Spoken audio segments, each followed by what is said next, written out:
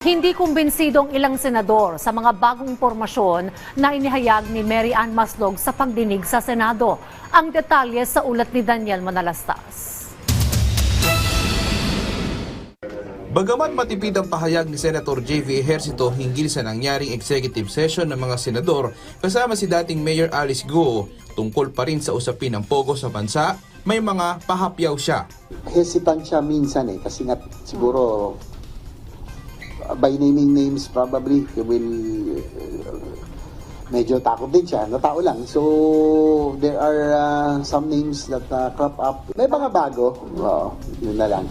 May bagong pinalutang naman ang senador sa sinasabi niyang Chinamen o mga talagang taga-China. Nahahalata raw ito ni Ejercito bilang lumaki sa Chinese school at ang mas matindi ang ilan daw sa mga ito nasa LGUs. Namimit din ako mga officials ngayon na alam kong Chinaman kasi alam mo, malalaman mo, I came from a Chinese school, I can distinguish yung accent tsaka yung tsura nung mga talagang those who are really Chinoys. May mga ilan may mga ilan ako na-meet na nakapasok na. Nasa government, sir? Elected officials. Nasa konsyal na siguro, iba siguro mga mayor, parang may mga na rin may mga na-meet na rin ako sa probinsyang Party list. mukhang hindi lumaki rito. Humarap sa pagdinig si Mary Ann Maslog, na kilala rin bilang Jessica Francisco, ang nadadawit sa 1998 textbook scam at lumabas ang posibleng kaugnayan niya kay Alice Guo.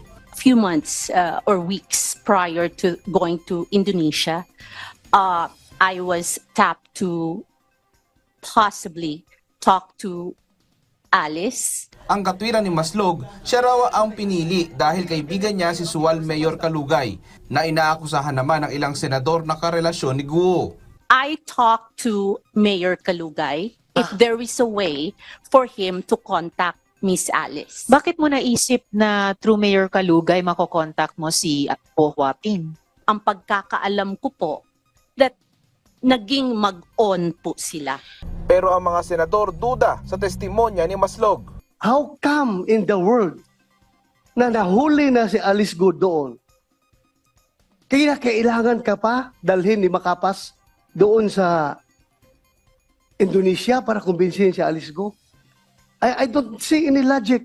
Wala ako nakikitang intelligence value sa presensya mo. That time, palagi na siyang may finifeed na mga informasyon sa akin. Nung nangyari itong kay, kay Your Honors, yung itong kay Alice Guo, nag-volunteer siya na may access siya kay Attorney David. It's very clear that Mary Ann Maslog is lying before this committee.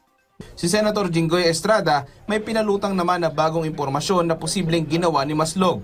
I heard from reliable sources is that this woman also helped escape Guo from to Indonesia. Wala sinungaling, mas sinungaling pa kay Alice Guo. Dahil sa mga nagsusulputang mga bagong impormasyon, kaya hindi pa malinaw kung kailan matatapos ang Senado sa investigasyon sa lawak ng Pogo operation sa bansa. Daniel Manalastas para sa Pambansang TV sa Bagong Pilipinas.